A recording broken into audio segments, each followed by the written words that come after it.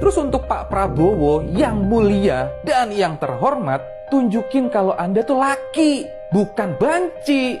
Seorang mantan intel Amerika mengungkap jati diri Prabowo. Sebenarnya, Prabowo merupakan sosok pembunuh berdarah dingin yang mempunyai akal sangat licik. Ia rela menghabisi nyawa siapapun orang yang tidak ia sukai. Prabowo orang yang paling banyak bunuh orang sipil. Dia orang yang pernah kerja paling dekat dengan Intel Amerika. Setelah diselidiki, ternyata pembantaian tidak hanya terjadi pada tragedi aktivis 1998 di Jakarta saja. Namun Prabowo juga menjadi tersangka yang menghabisi banyak nyawa pada pembunuhan massal di Papua dan Timur Timur.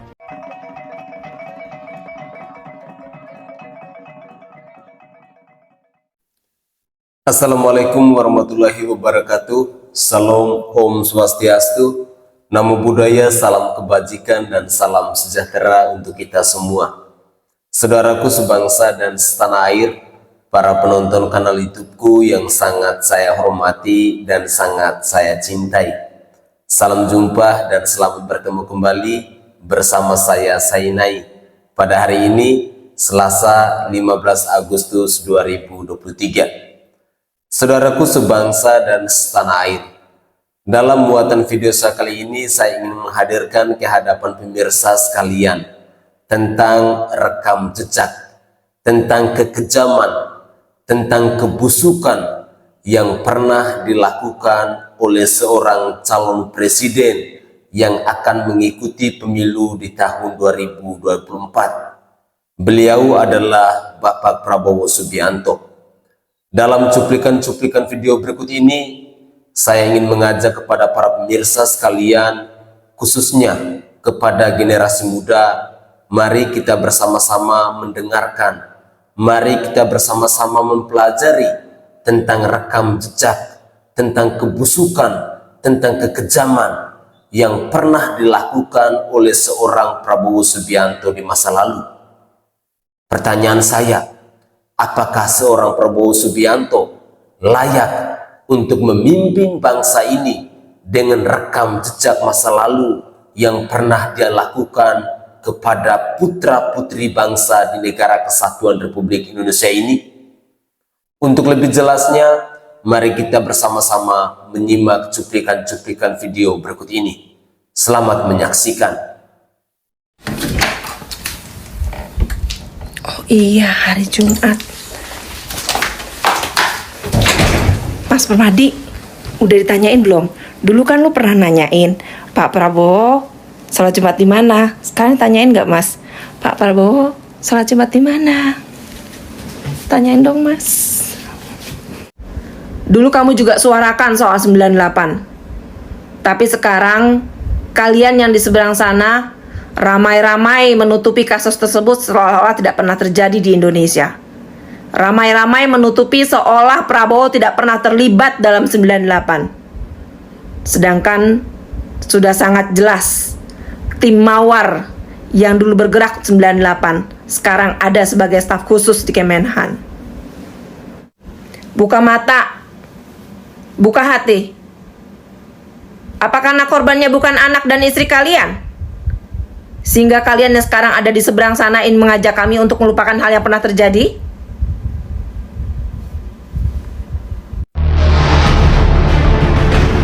Ketahuilah latar belakang calon pemimpinmu yang pernah ikut membredel Tempo dan mengakuisisi paksa melalui Hashim Joyo Hadi pada tahun 1994.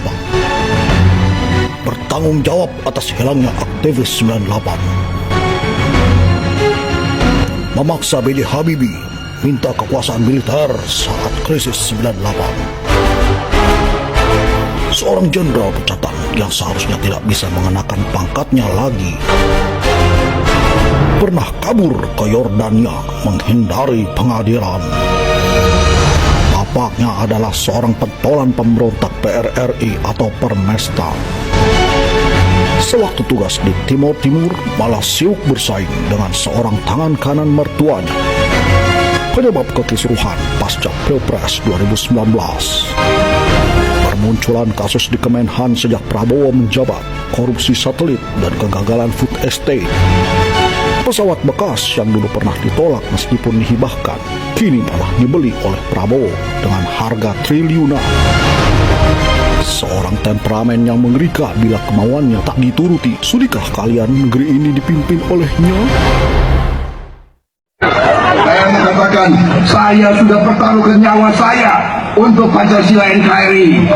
Sekarang pertanyaan saya, apa Pancasila enggak? Pancasila itu 5 silanya. Iya kan? Nanti kalau bisa, saya beli sepeda. Jangan hanya teriak-teriak. Pancasila, 1, yang keras. Ketuhanan yang Maha Esa.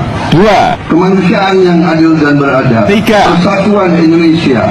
4, Kemanusiaan yang kerakyatan.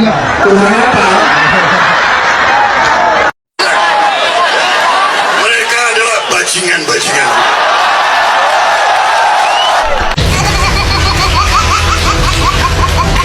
Itu bajingan yang tolol. Kalau dia bajingan pintar. Kenapa jadi dipecat jenderalnya? Kenapa saya... Oh, Mbak Koni jangan pernah bilang kita pernah ketemu. Kenapa saya jadi disuruh bohong? Kita pendekin aja ceritanya, Bu. Nggak usah basa-basi. Kita orangnya direct katanya. Ibu Koni mau dibayar berapa? Oke. Atau mau dapat proyek apa dari Kemhan? Oh, oke. Let's do it. Saya bilang, kamu nggak kenal saya. Silahkan cek deh. Mungkin yang lain bisa digituin. Saya nggak bisa digituin. Buat saya itu integritas itu adalah sekarang masalah yang paling kita nggak punyai.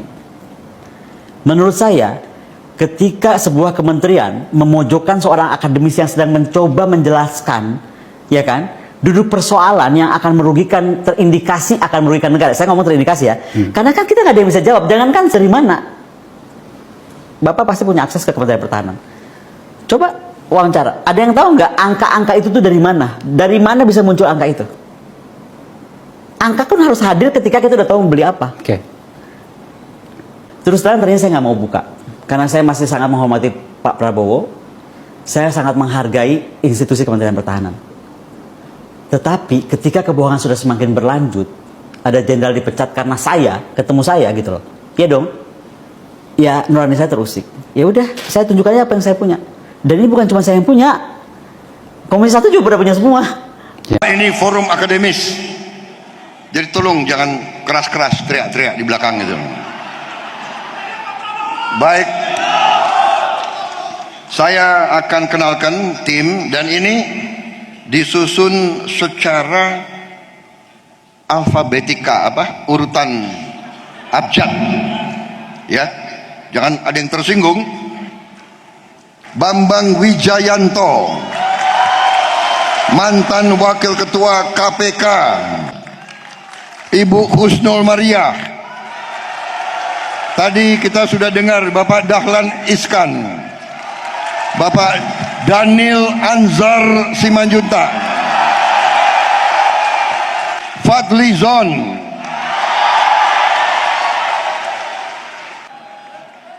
Saudara Fuad Bawazir, Menteri Keuangan Republik Indonesia yang tidak menohok Pak Harto dari belakang. Saudara Mokhtar Niode, ahli mobil listrik, bukan mobil etok-etok.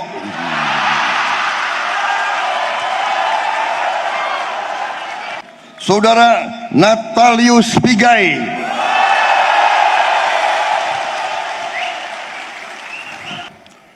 Saudara Dr. Otto Hasibuan,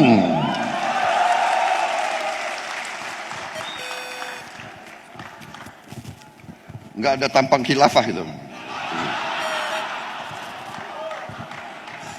Saudara Rizal Ramli, Saudara Rocky Gerung,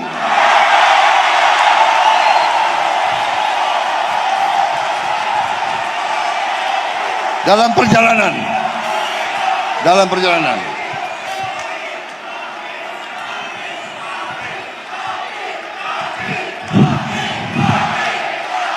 Belum datang.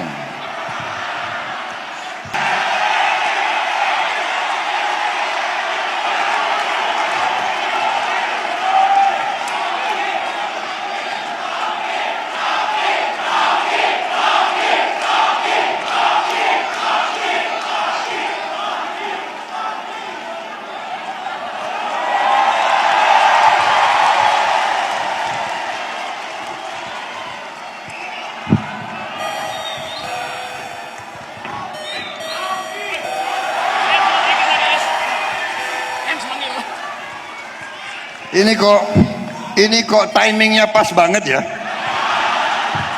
Rupanya dari tadi dia nunggu di luar. Begitu nama disebut baru nongol. Waduh, itu memang ahli psikologi. Ya.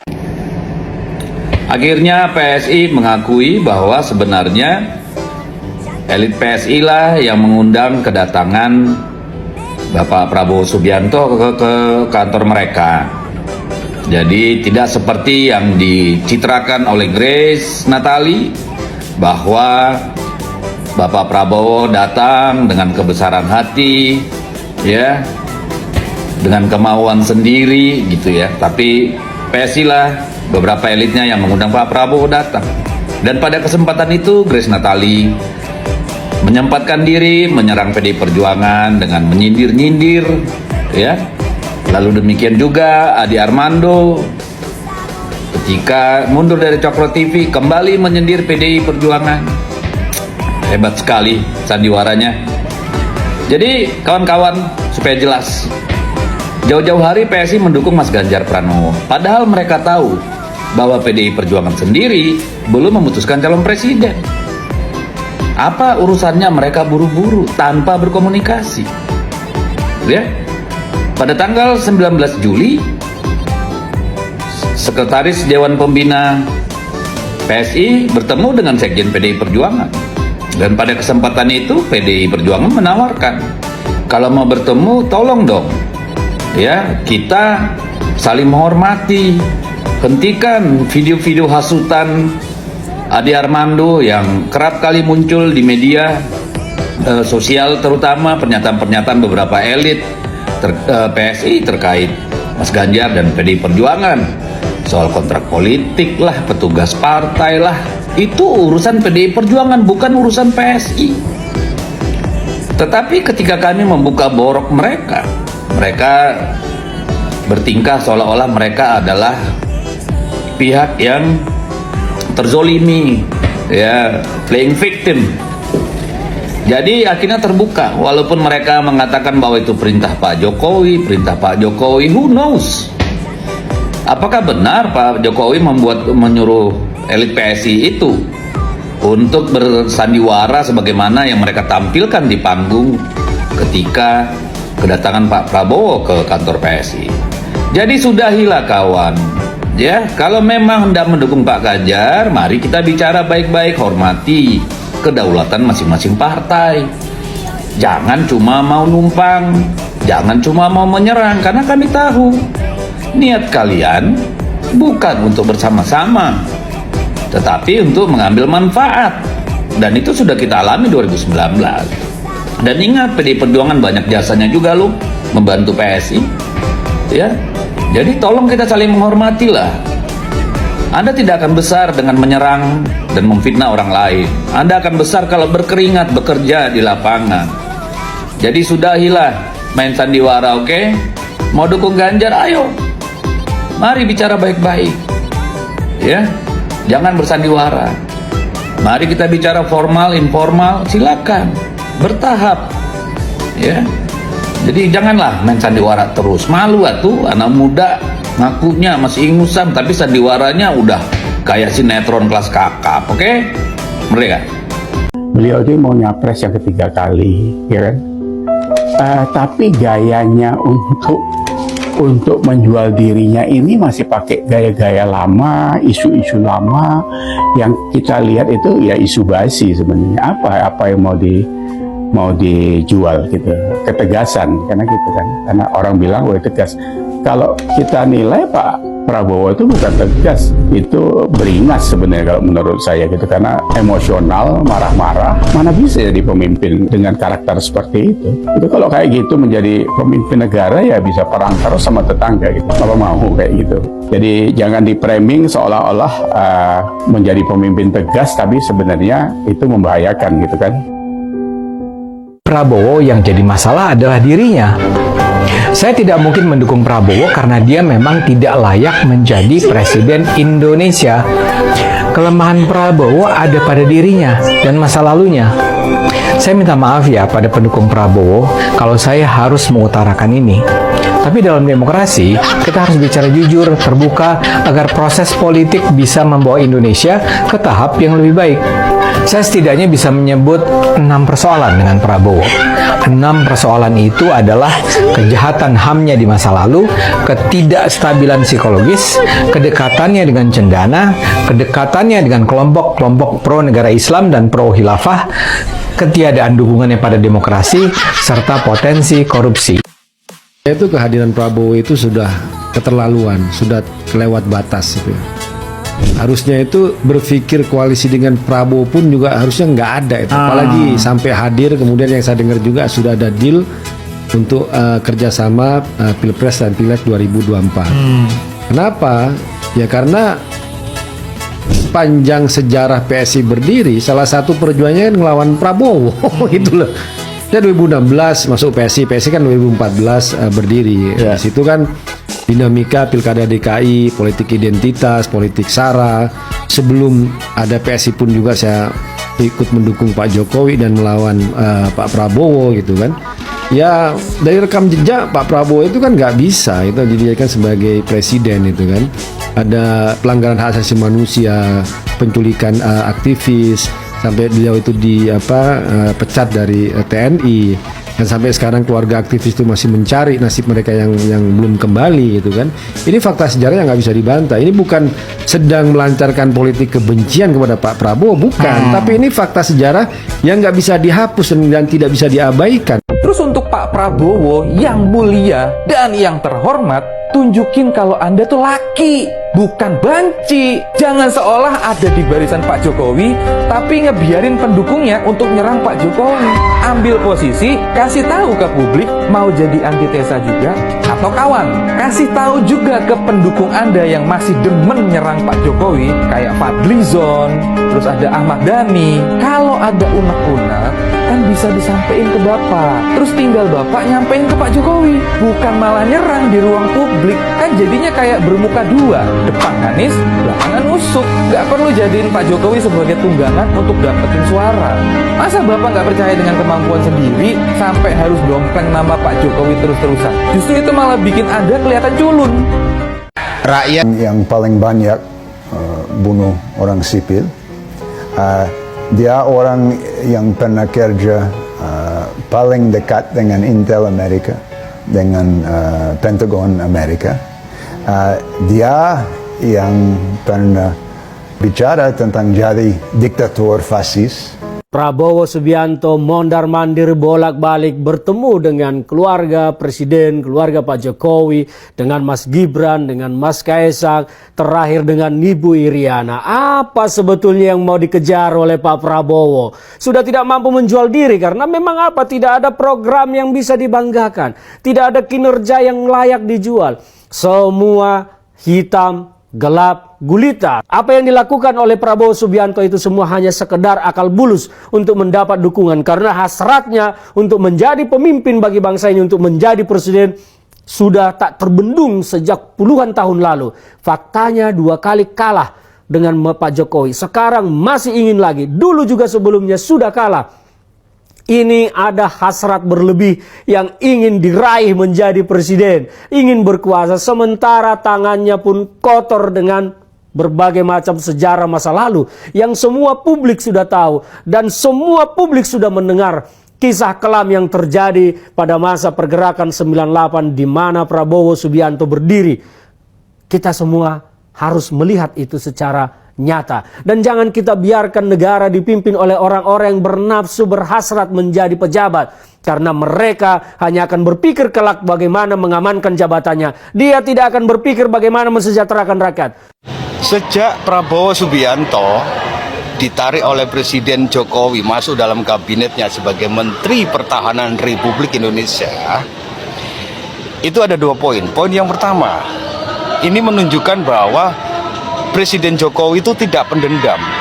Karena 2 kali Pilpres, Prabowo Subianto ini kan rival politiknya, rival Pilpresnya Jokowi. Nah, kalau ditarik masuk dalam kabinetnya Jokowi, itu kan berarti Presiden Jokowi tidak pendendam. Mulia sekali Presiden Jokowi kita, Presiden kita ini Jokowi. Poin yang kedua, dimanfaatkan oleh Prabowo Subianto dan Gerindra masuk dalam kabinetnya Jokowi itu untuk melakukan strategi politik secara halus. Karena 2014-2019 ini kubu dari Prabowo ini melakukan trik politik secara frontal dan gagal 2 kali. Untuk yang ketiga kalinya ini, sejak Prabowo masuk dalam kabinet Jokowi, melakukan trik-trik cara-cara politik secara halus.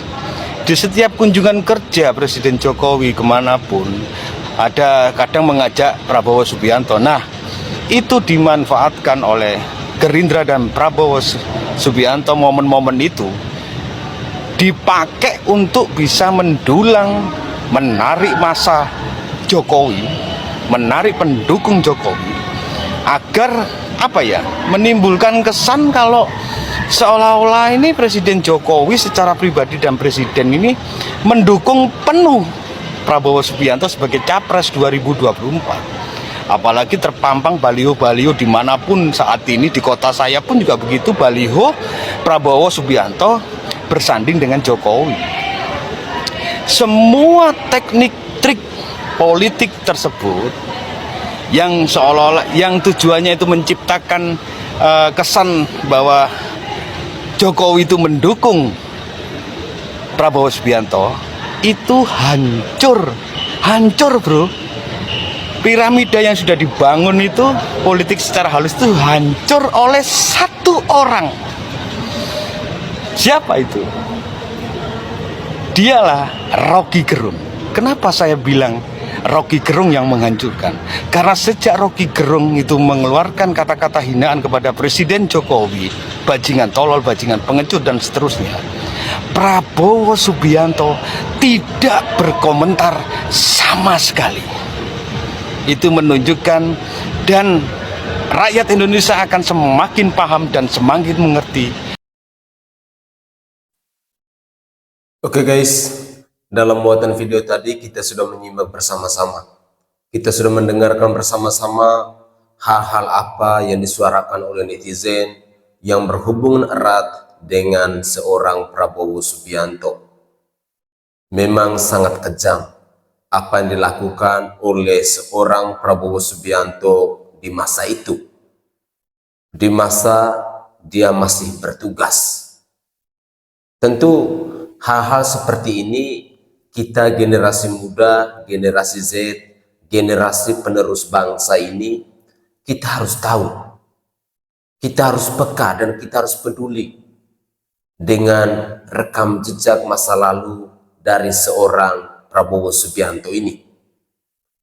Sengaja saya menyajikan cuplikan-cuplikan video tadi agar kita generasi muda bisa berpikir lebih kritis. Kita bisa mempertimbangkan 2-3 kali apakah sosok dari seorang Prabowo Subianto itu layak untuk memimpin bangsa ini. Saya secara pribadi ketika menyimak cuplikan video tadi, bulu badan saya merinding. Ternyata kekejaman yang dilakukan oleh seorang Prabowo Subianto itu sangat luar biasa. Dan saya secara pribadi pun mau katakan bahwa seorang Prabowo Subianto dengan rekam jejak masa lalunya seperti itu memang sangat tidak layak untuk menjadi calon pemimpin di bangsa ini. Karena sangat berbahaya. Dalam dirinya sangat temperamen. Dia cepat emosi. Dia tidak sanggup untuk meredakan situasi. Prabowo Subianto di mata saya sangat berbahaya. Oleh karena itu, di pemilu 2024 nanti, saya secara pribadi tentu tidak akan memilih seorang Prabowo Subianto. Melihat rekam jejak masa lalu yang sangat luar biasa dan sangat menakutkan itu. Saudaraku sebangsa dan setanah air, semoga saja cuplikan-cuplikan video tadi dapat menambah wawasan kita, dapat menyadarkan kita bahwa pesta demokrasi di pemilu 2024 nanti adalah tugas besar, adalah tanggung jawab besar yang harus kita lakukan dengan baik, dengan hati nurani kita. Saya Sainai dari Provinsi Nusa Tenggara Timur, saatnya kita yang rakyat jelata harus berani untuk bersuara. Salam hormat, salam NKRI.